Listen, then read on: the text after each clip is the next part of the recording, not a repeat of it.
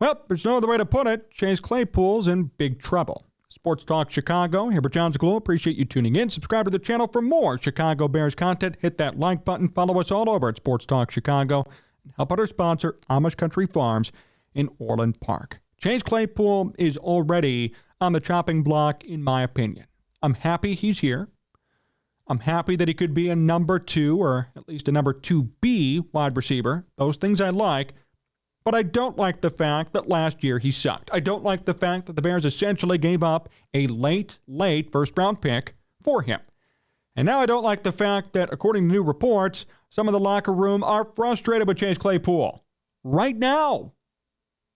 This is not old. This is not from last year. Right here, right now. Apparently, he's not self-motivated. Apparently, he still hasn't learned the playbook. He's still struggling. Not self-motivated. Waddle and Sylvie on ESPN 1000 acknowledged this. According to locker room sources, he is not self-motivated, and he has not learned the playbook yet. He keeps saying he's going to, and he hasn't.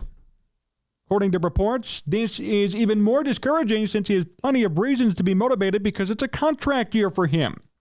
Contract year, and he sucks, and he's still not performing up to his potential. This is scary.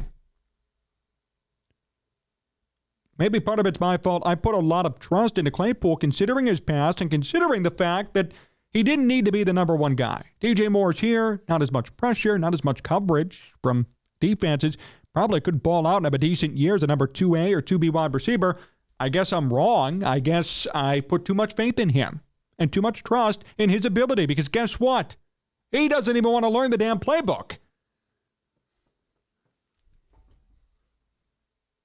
Apparently, I'm way off on him, and this is horrible. This is just a horrible report to see. This is June, and we're seeing this.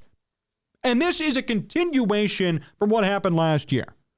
We all rejoiced, and we were so excited about the Chase Claypool trade. I was so pumped. It was so exciting. Hey, 1,000-yard wide receiver, stud in Pittsburgh. Didn't really work out this past season, but hey, the Bears could repair him.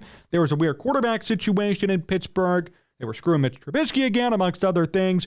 Bring in Chase Claypool, he'll do great. Well, he didn't. And yes, you could say, well, Justin Fields didn't throw the ball, the Bears were tanking, but Chase Claypool, there were reports at that time that he was not catching on to the playbook well. So then, turned into, well, it's okay. Has a full off season. He'll have a first full year in Chicago. He'll learn this playbook. He'll understand what to do. He'll have a specific role, and he will thrive in 2023. Well, it's already June, and we're still having the same problem we had 6 months ago. So what's been going on in the past 6 months? My goodness. Come on.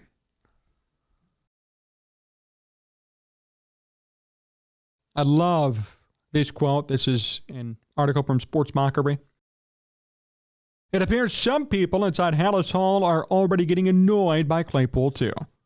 It is pretty damn annoying, isn't it?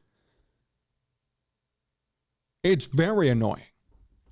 You come in, you're traded for essentially a first-round pick. You suck, but you claim you're going to get better. You're still not doing anything, and now we sit here and it's June. You've been with the team for, 9 months now, considering the trade? And you still don't know the playbook? You still haven't done enough to study it? You're not doing well in minicamp? With no pressure, with nothing?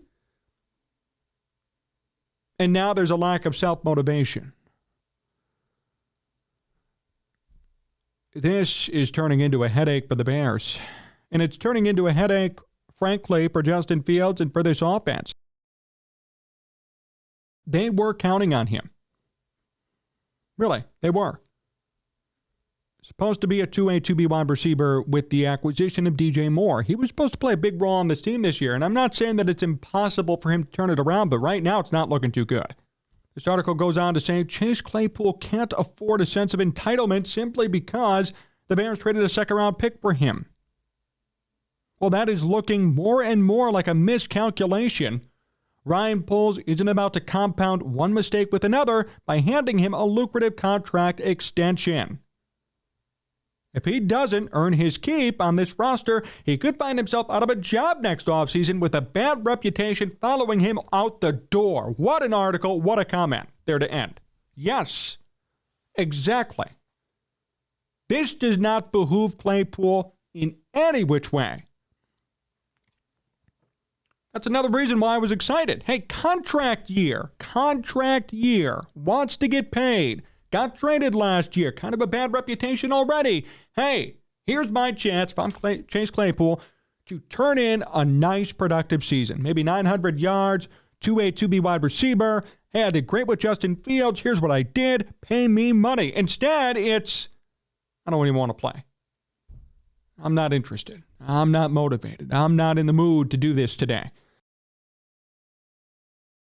Oh, and by the way, the Bears traded essentially a first-round pick for me. Essentially. But I'm not in the mood to play. I'm not in the mood to come to work today. Not in the mood to really give it my all. You know what? I don't like that attitude. I don't, because I know he's much better than what he lets on. He did have a 1,000-plus yard season. He was the Steelers' lead wide receiver at one point with Big Ben. He was the successor, true, to Antonio Brown. When Antonio went off the skids and went to the Raiders, Chase Claypool was counted on and he delivered. I mean, he was supposed to be the next big thing, and whatever happened there happened. Comes to the Bears, fresh start, new scenery, still has that talent, can't perform. Now we're hearing he's not motivated and he still hasn't learned the playbook. This is beyond troubling and beyond wrong. And I agree with this article 100%. Ryan Poles is not dumb. He's not going to compound mistake after mistake. If this keeps up, Claypool may never play a game this season. Or he'll play in very limited time, because there's no point in running him out on the field if he doesn't even want to be there. There's no point in putting him out there if he's not interested in learning how to play the Bears' way. And by the way, the Bears are not a hard organization to fit into. This is not the Patriot way or, some strict structure. It's Matt Eberflus, it's Luke Getsy, it's Justin Fields. Everybody's learning on the job. Everybody's a first, second year quarterback, head coach, offensive coordinator, GM. These guys are willing to work with him. They're willing to tolerate a little bit of what he brings to the table, but not this. And I don't blame them. This is bull. This is complete bull. I don't even blame Ryan Poles fully for that trade, because you know what? He probably thought he was getting somebody he could rehabilitate, who could turn into a 1,000-yard wide receiver, because he did it before. And instead he gets this. He gets somebody who doesn't even want to be there. He gets somebody who is uninterested in learning, uninterested in just understanding how to play Bears football. I mean, this is horrible. That's why I said open up this video, and it is 100% true. Chase Claypool's in big trouble. He won't get cut today, although he could. But as far as his future in the NFL goes, it is in trouble if this continues. If I'm a GM and I see this report, if I'm the GM of any other team besides the Bears and I see this report, I'm not interested. Right now, right away, I'd say, you know what? I don't want to deal with it. The Bears traded for him. They gave up a big pick for him. He didn't perform. Now he doesn't even want to play, doesn't even want to learn. And it's June. If I were a GM, I'd already say, you're out the door, Chase. Don't want you. Even if he puts up a big year. Because you know what? He could just get lucky. He could just have a good year because Justin Fields finds him open during the season. Doesn't mean he actually learned. Doesn't mean he actually took the time to care. If I'm a GM right now in the NFL and I see this report about Chase Claypool, I am crossing him off my list and moving forward. I am. No problem with that.